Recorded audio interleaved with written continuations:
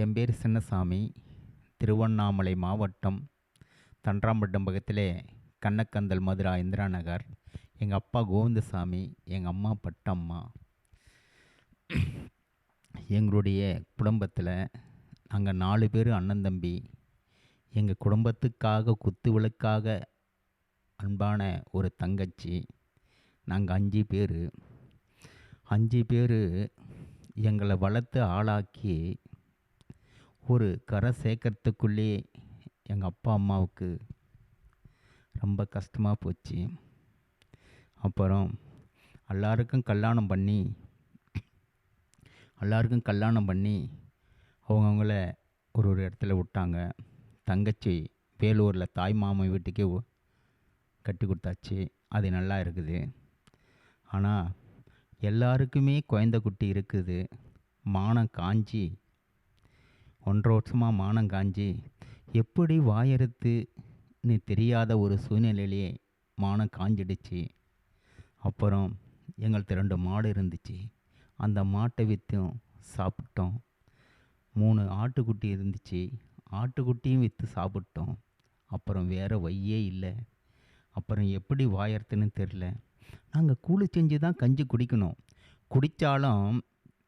குடித்தாலும் வேலை இருந்தால் தானே வேலைக்கு போக முடியும். வேலையே இல்லை. நாங்கள் எப்படி என்ன பண்ண முடியும்? அதால் எங்கள் சித்தப்பா ஆறுமுகன்னு எங்கள் அப்பா கூட பிறந்தவங்க சித்தப்பா, அவர் தான் சொன்னார், தம்பி வா தம்பி, நம்ம சென்னைக்கு போகலாம். சென்னைக்கு போனால் எங்கன்னா குளத்து வேலை செஞ்சாவது நம்ம கஞ்சி குடிக்கலாம் என்று சொன்னார்கள். நானும் என்னுடைய மனைவியும் அப்பா அம்மா கிட்ட சொல்லிவிட்டு காலில் வீழ்ந்து ஆசீர்வாதம் வாங்கிட்டு எங்கள் பொண்ணு துளசி 4 வயசு குழந்தை தூக்கி தோள் மேலே போட்டுக்கின்னு பிள்ளைய நான், என் மனைவி, எங்கள் சித்தப்பா அனைவரும் சென்னைக்கு வந்தோம். சென்னைக்கு வந்து தாம்பரம் பக்கத்திலே குராம்பட்டை அருகிலே எம்ஏடி காலேஜ்னா தமிழ்நாடு முழுவதுமே தெரியும். அப்துல் கலாம் ஐயா அங்கே தான் படித்தார், எம்ஏடி காலேஜில். அந்த இடத்துல தான் வந்து நாங்கள் பில்டிங் கட்டினோம். பில்டிங்கு கட்டி முடிஞ்சதுமே அப்புறம் வேலை இல்லை. அசனாபுரம் பஸ் ஸ்டாண்டுக்கு போன வேலைக்கு போகும்போது ஒரு நாளைக்கு வேலை இருக்கும், ஒரு நாளைக்கு வேலை இருக்காது. என்ன பண்ணுறதுன்னு தெரியாத ஒரு சூழ்நிலையிலே இருந்தோம். அப்புறம் எந்த ரூபத்திலே என்எஸ்னுடைய பள்ளியில் வந்து என்னை சேர்த்து விட்டாங்க. அந்த பள்ளி பார்க்கும்போது எனக்கு கொஞ்சம் அதிர்ச்சியாக தான் இருந்தது. ஒரு 5 நாளாக, ஒரு வாரமாக. அப்புறம் பழக அப்புறம் எனக்கு ரொம்ப மனசு திருப்தியாச்சு. எடுத்த ஸ்டார்டிங்கிலே 10,500 ரூபாய் எங்களுக்கு சம்பளம். மதியானம் சாப்பாடு. அப்போ தான் கொஞ்சம் ஒரு நிம்மதி கிடைச்சது. அப்புறம் வருஷம் ஆவ 1000 ஏற்றிக்கின்னு இன்றைக்கி 18,000 எங்களுக்கு சம்பளம். மதியானம் சாப்பாடு. என் மனசு ரொம்ப திருப்தியாக இருந்தது. எங்களுடைய பள்ளியில் இருக்கக்கூடிய தாளாளர்கள் ஒரு நல்ல உள்ளம் படைத்தவர்கள். பள்ளியில் இருக்கக்கூடிய ஆசிரியர்கள் நல்ல அன்பு படைத்தவங்க. பள்ளியில் இருக்கக்கூடிய நிர்வாகிகள், என் கூட பணிவேலை செய்யக்கூடிய அனைவரும் அன்பு பாசம் கிடைத்தவங்க. எனக்கு ரொம்ப பெருமையாக இருந்துச்சு அதில் வேலை செய்கிறதுக்கு. எங்களுடைய பள்ளியில் இருக்கக்கூடிய 7445 பேரும் எங்களுடைய மாணவர்கள், ஆசிரியர்கள் அனைவரும் 7445 பேர். இதனுடைய என்எஸ்னுடைய பள்ளின்னு சொன்னாவே இதனுடைய மாவட்டம் அனைவருக்கும் ஒரு நல்ல பள்ளி என்றுகள் முத்துப்புள்ளியாக ஒரு பேரெடுத்த ஒரு பள்ளி. அது பள்ளியில் வேலை செய்கிறதுக்கு எனக்கு ரொம்ப சந்தோஷமாக இருந்தது. அதுக்குள்ளேயே ஒரு சூழ்நிலை, எனக்கு ஒரு ஆபத்து வந்த மாரி ஆயிடுச்சு. அதான் நான் இறைவன்கிட்ட போனேன். இறைவா, என்னுடைய பள்ளியில் வந்து 9 வருஷம் ஆகுது. இப்போ தான் 3 வேளை கஞ்சி நல்ல மாதிரியாக சாப்பிட்டு கொஞ்சம் சந்தோஷமாக இருக்கும்போதே எங்களுடைய பள்ளியில் ஒரு சூழ்நிலை ஏற்பட்டது. அதில் தான் நான் எப்படி தப்ப முடியுமே என்று மனதில் நினைத்து கொண்டு வேதனையாக இருக்கின்றேன். அது என்னன்னா, எங்களுடைய பள்ளியில் இருக்கக்கூடிய செக்யூரிட்டிங்க 19 பேர். அந்த 19 பேரில் ஒரு 3 பேரை மட்டும் தேர்ந்தெடுத்தாங்க. யார் தேர்ந்தெடுத்ததுன்னா, பிரின்ஸ்பால், பள்ளியில் இருக்கக்கூடிய நிர்வாகி பிரின்ஸ்பாலை தேர்ந்தெடுத்தாங்க. கண்ணன், ராஜேந்திரன், சின்னசாமி. அப்படி தேர்ந்தெடுத்து உங்களை ஒரு கேள்வி கேட்பேன், அதுக்கு நீங்கள் பதில் சொல்லணும்னு என்கிட்ட சொன்னாங்க. அவங்க 2 பேரும் படித்தவங்க, 12வது முடித்தவங்க. நான் ரொம்ப படிக்கலை, கொஞ்சம் தான் படித்தேன். அந்த கேள்வி கேட்டால் அவங்க எனக்கு பதில் சொல்லுவாங்க. ஆனால் என்னால் சொல்ல முடியலன்னா என்னை வேலை விட்டு எடுத்துருவாங்கன்னு எனக்கு ரொம்ப பயமாக இருக்குது. இறைவா, உங்ககிட்ட தான் நான் பணிவேலை செய்கிறேன். இறைவா, எனக்கு 13 வயசு வரைக்கும், என்னுடைய தாய் வயிற்றிலிருந்து பிறந்து 13 வயசு வரைக்கும் எனக்கு என்னான்னு தெரியல. வாக்கில் 14 வயசுல இருந்து 46 வயசு வரைக்கும் என்னை பாடாப்படுத்தின, என்னை பழி வாங்கின, கடங்காரனை ஆக்கின, சொந்த பந்தத்தெல்லாம் பிரித்த, நண்பன் உறவையெல்லாம் ஒதுக்கின. ஆனால் இப்போ தான் கஞ்சி குடிக்கிறேன். அதுக்குள்ளே எனக்கு ஒரு சூழ்நிலை ஏற்பது. இறைவா, அந்த 3 பேரில் ஃபஸ்ட்டு கண்ணனை கூப்பிடுங்க. அவர் சொன்னாருன்னா அதேமாரி நானும் சொல்லுவேன். 2வது ராஜேந்திரனை கூப்பிடுங்க. அவரும் நல்லா படித்தவர். அவர் சொன்னால் நானும் அதேமாரி சொல்லுவேன்னு சொல்லிட்டு உன்னுடைய பாதத்தை தொட்டு வணங்கி பணிவோடு கேட்கிறேன். இறைவா, எனக்கு ஒரு வரம் கொடு. நம்மளுடைய தமிழ்நாட்டு மக்கள், நம்மளுடைய இந்தியா தொகை 110 கோடி மக்கள். தமிழ்நாட்டு மக்கள் 8 கோடி மக்கள். தமிழ்நாட்டு மக்கள் 8 கோடி மக்கள்.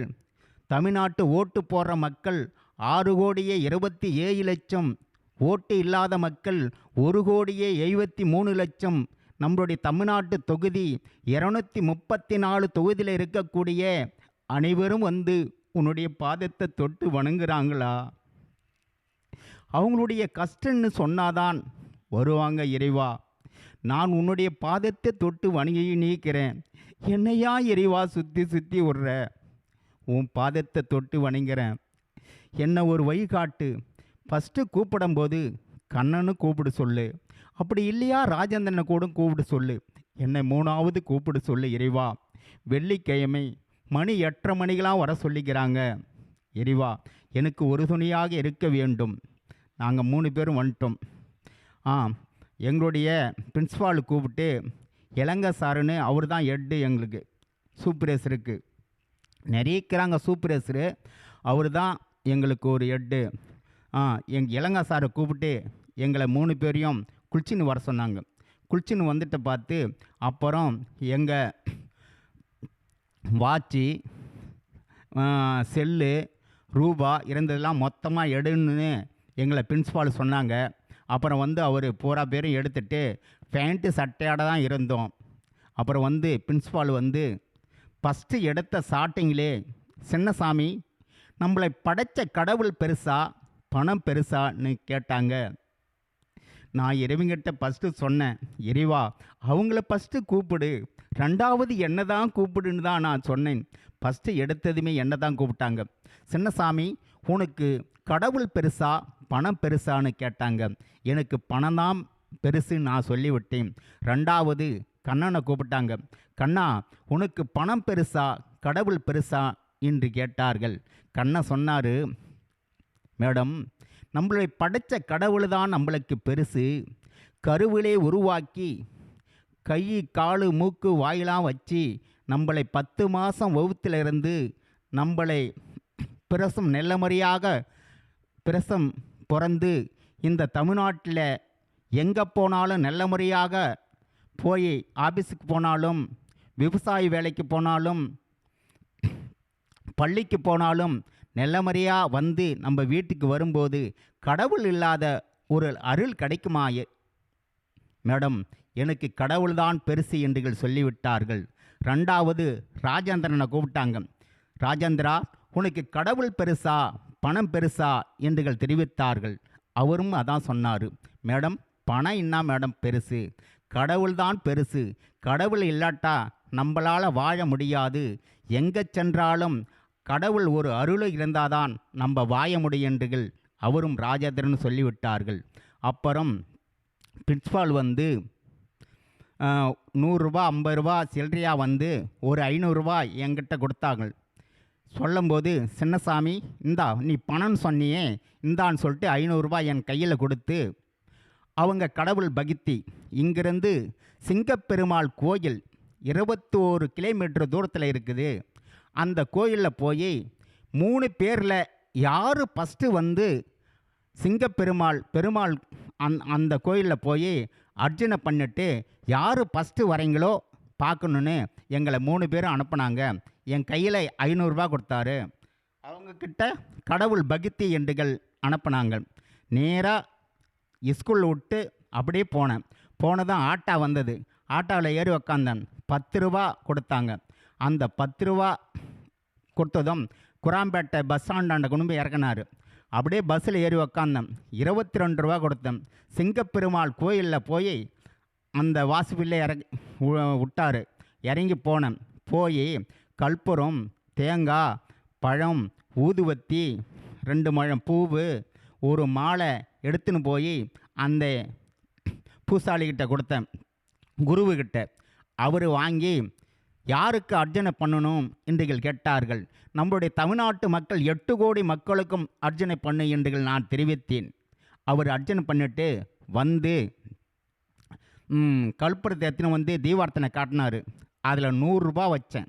100 ரூபா வச்சதும் அந்த சாமிக்கு போட்ட மாலை எடுத்தாந்து என்கிட்ட கொடுத்துவிட்டு பழம், தேங்காய், ஒரு முழம் பூவு இதெல்லாம் கொடுத்துட்டு நான் அப்படியே எடுத்துக்கினேன். அப்படியே நேராக வந்து எனக்கு பசியாக இருந்தது. ஒரு 60 ரூபா கொடுத்து சாப்பிட்டு பஸ்ஸில் ஏறி உக்காந்ததும் 25 ரூபா கொடுத்தேன்.